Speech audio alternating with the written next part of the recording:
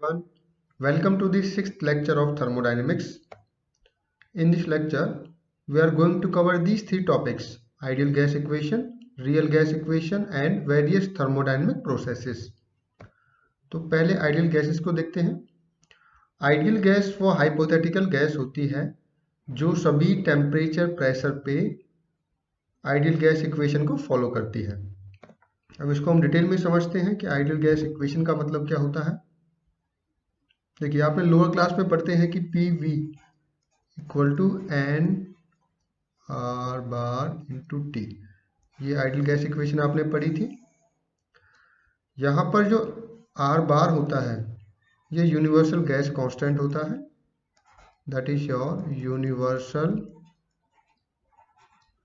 Gas constant, और इसकी value fix होती है, it is having value of 8.314।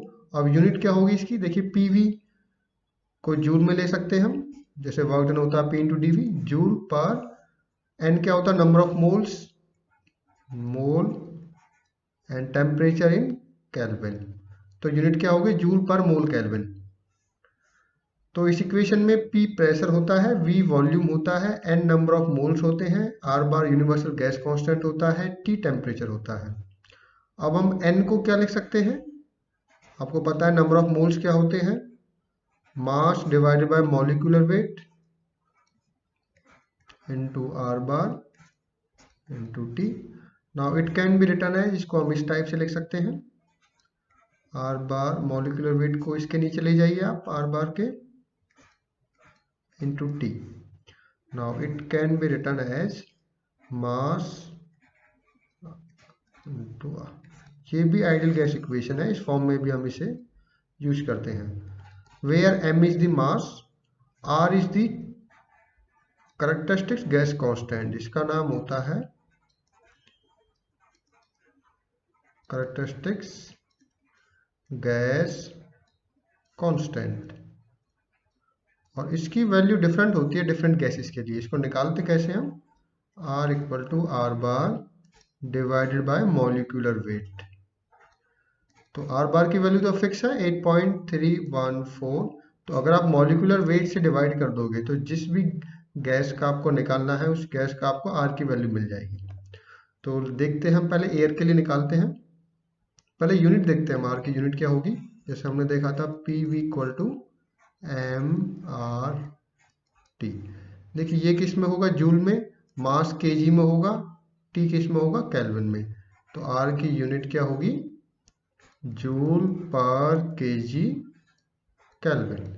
आपको कैलकुलेट करते हैं, मान लीजिए एयर के लिए कैलकुलेट करना है आपको R, that means 8.314 divided by molecular weight of air जो 29 होता है, और ये कितना हो गया 0.287 जूल पर केजी केल्विन। ये एयर के लिए कैरेक्टरिस्टिक गैस कांस्टेंट की वैल्यू है।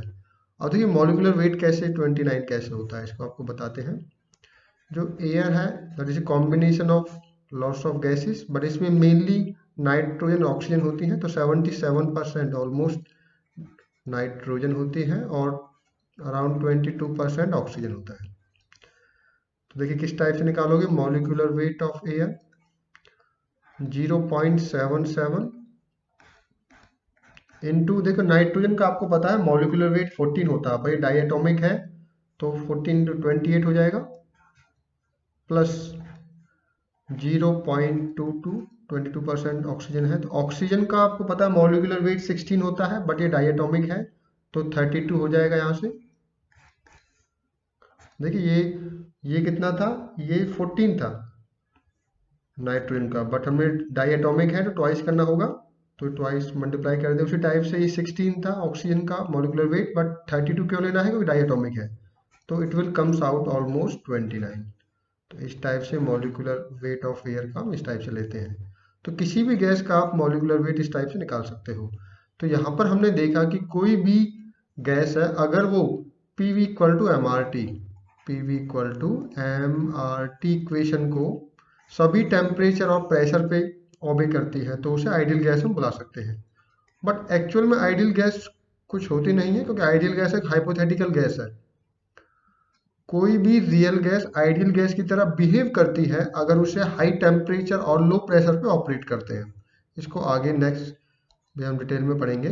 अगर कोई रियल गैस हाई टेम्परेचर और लो प्रेशर पे ऑपरेट कर रही है तो वो आइडियल गैस की तरह बिहेव करती है। तो पहले रियल गैस को हम समझते हैं। तो आइडियल गैस का अजम्पशन क्या हो गया? दो अजम्पशन होते हैं।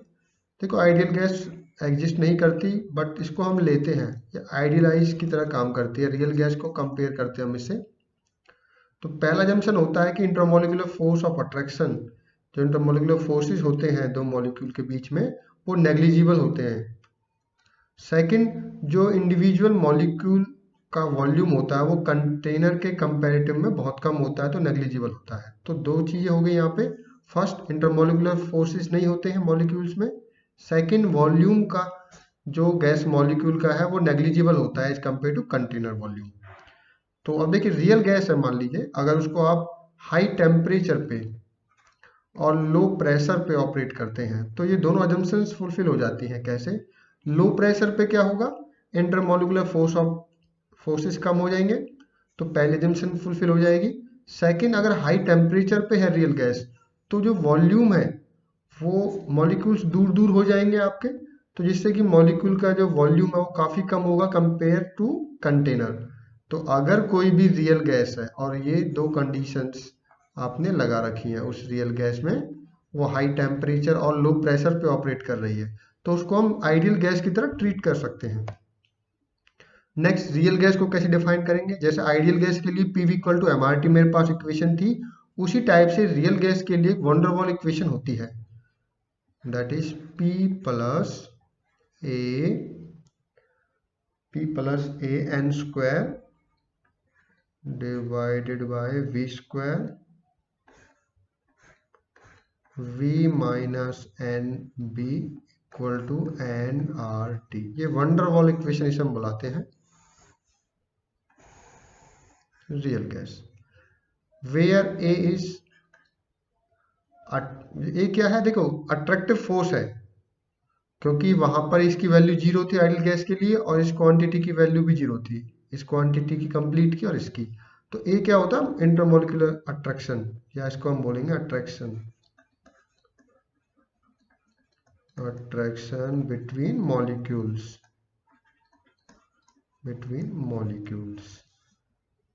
ठीक है। बी क्या होगा? बी होता है आपका मॉलिक्यूलर साइज,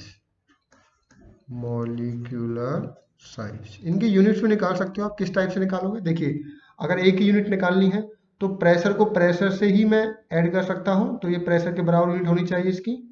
तो आप लिखिए P equal to AN square divided by V square. तो यहां से अगर मुझे निकालना है ए की, कैसे निकालोगे ए की यूनिट आप? P V square divided bye N square. P क्या? एटमोस्फेरिक प्रेशर के। V क्या है? लीटर में लीजिए आप इसे, volume litre square divided bye N क्या है? नंबर ऑफ मोल्स, तो मोल स्क्वायर। तो ये हो गई ए की यूनिट। उसी टाइप से बी की यूनिट निकाल सकते हो आप। वॉल्यूम को वॉल्यूम से ही सब्ट्रैक्ट कर सकते हैं हम, तो एन बी की यूनिट वॉल्यूम के बराबर होगी, तो एन बी। तो एन की यूनिट क्या हो जाएगी? Volume divided by, sorry, B की यूनिट क्या हो जाएगी? Volume divided by N. Volume किस में ले रहे हैं हम? लीटर में, divided by mole, litre by mole. तो ए और बी की वैल्यू इस टाइप से आप निकाल सकते हो। ये यूनिट्स हो गई, unit of A, unit of B. Next, types of thermodynamic processes. There are mainly 5 types of thermodynamic processes: isochoric, isobaric, isothermal, adiabatic and polytropic। तो सभी को वन बाय वन देखते हैं। आइसोकोरिक प्रोसेस वो प्रोसेस होती है जहां पर वॉल्यूम कांस्टेंट रहेगा। अब वॉल्यूम कांस्टेंट का मतलब है कि इसको कैसे डिफाइन करेंगे? देखिए, volume equal to constant, ideal gas equation में लगाइए इसे, PV इक्वल टू MRT।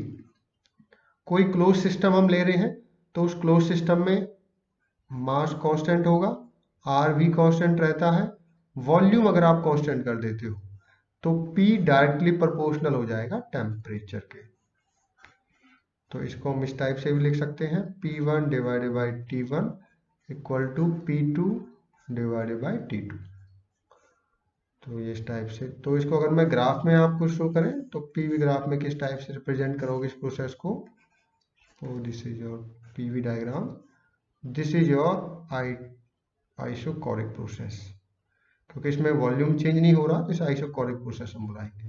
1 2 ये आइसोकोरिक प्रोसेस है जहाँ पर वॉल्यूम आपका फिक्स रहेगा, तो अगर प्रेशर बढ़ेगा तो टेम्परेचर भी बढ़ेगा। प्रेशर बढ़ेगा तो उसका एग्जांपल आप ले लीजिए, मान लीजिए प्रेशर कुकर, हम एक एग्जांपल दिखाते हैं आपको। प्रेशर कुकर में आप हीटिंग कर रहे हो, अब प्रेशर कुकर में हीटिंग कर रहे हैं तो प्रेशर, वॉल्यूम तो फिक्स है इसका, वॉल्यूम, अब प्रेशर जैसे ही टेम्परेचर बढ़ाओगे, देखो हीट कर रहे हैं इसका मतलब इसे क्या कर रहे हैं, टेम्परेचर बढ़ा रहे हैं, टेम्परेचर बढ़ेगा तो प्रेशर भी बढ़ेगा यहाँ पे, because volume is fix.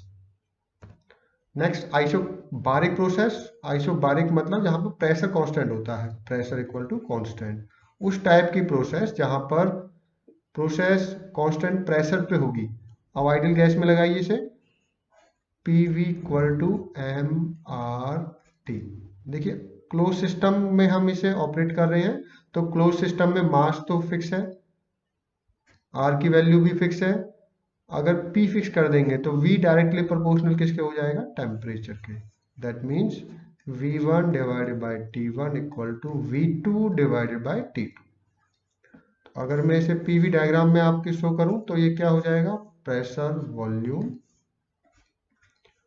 This 1 2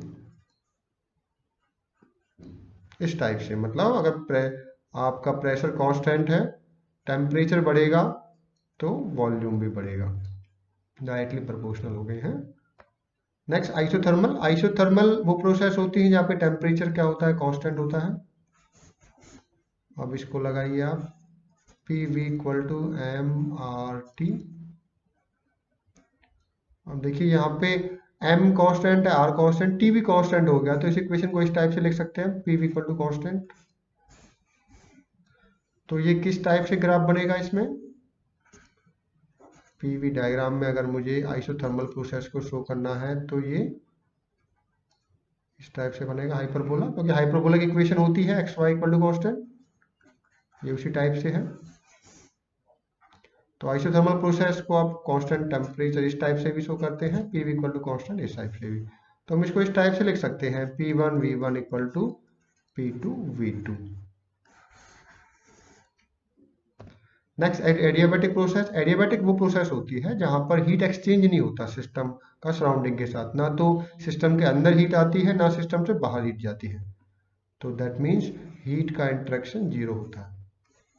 तो इसके लिए जो इक्वेशन होती है PV gamma equal to constant, where gamma is the adiabatic index, जो एयर के लिए 1.6 होता है, 1.4 होता है सॉरी, तो गामा एडियाबैटिक कांस्टेंट है, दैट इज 1.4, एयर के लिए होता है। तो इसको हम रिप्रेजेंट कैसे करेंगे PV डायग्राम में, ये PV डायग्राम है आपका, it will be a this type, ये भी इसी टाइप से बन, जैसे आइसोथर्मल है उसी टाइप से एडियाबैटिक बनता है, बट स्लोप ज्यादा होता है एडियाबैटिक प्रोसेस का, वो आगे डिस्कस करेंगे हम। और पॉलीट्रॉपिक प्रोसेस, देखिए जर्नल इक्वेशन अगर आपको लिखनी है PV n equal to constant, तो इस टाइप से आप इसको लिख सकते हो, where n is the polytropic index. अब इस n की वैल्यू डिफरेंट होती है, अब ये पॉलीट्रॉपिक इंडेक्स, तो ये जर्नल इक्वेशन बन जाती है, तो n की वैल्यू 0 भी होती है, n की वैल्यू 1 भी होती है, n की वैल्यू 1.4 भी होती है, n की वैल्यू इन्फिनिटी भी होती है। तो मेनली जो n हमारा वेरी करता है that is from 0 to infinity, हम इसमें लेते हैं। तो पॉलीट्रॉपिक इंडेक्स की वैल्यू कहाँ से कहाँ वेरी करती है, 0 से इन्फिनिटी के बीच में। तो नेक्स्ट लेक्चर में हम इसको देखेंगे भी कि PV डायग्राम में हम सभी प्रोसेसेस को इसकी हेल्प से निकाल सकते हैं। मान लीजिए मैं एक आपको छोटा सा एग्जाम्पल दे देता हूँ, इस टाइप से मान लीजिए कोई प्रोसेस है और आपको चेक करना है, देखिए वॉल्यूम के लिए पहले मैं n की वैल्यू देखूंगा, इन्फिनिटी होती है, यहाँ पे n की वैल्यू 0 होती है, तो इस टाइप से मैं जो रिमेनिंग 3 प्रोसेसेस हैं, एडियाबैटिक, पॉलीट्रॉपिक एंड आइसोथर्मल, उनको वेरीफाई कर लेते हैं कि n की वैल्यू के अकॉर्डिंग कौन सी वैल्यू किस प्रोसेस की होगी। तो इसको हम नेक्स्ट लेक्चर में कवर करेंगे। Thank you.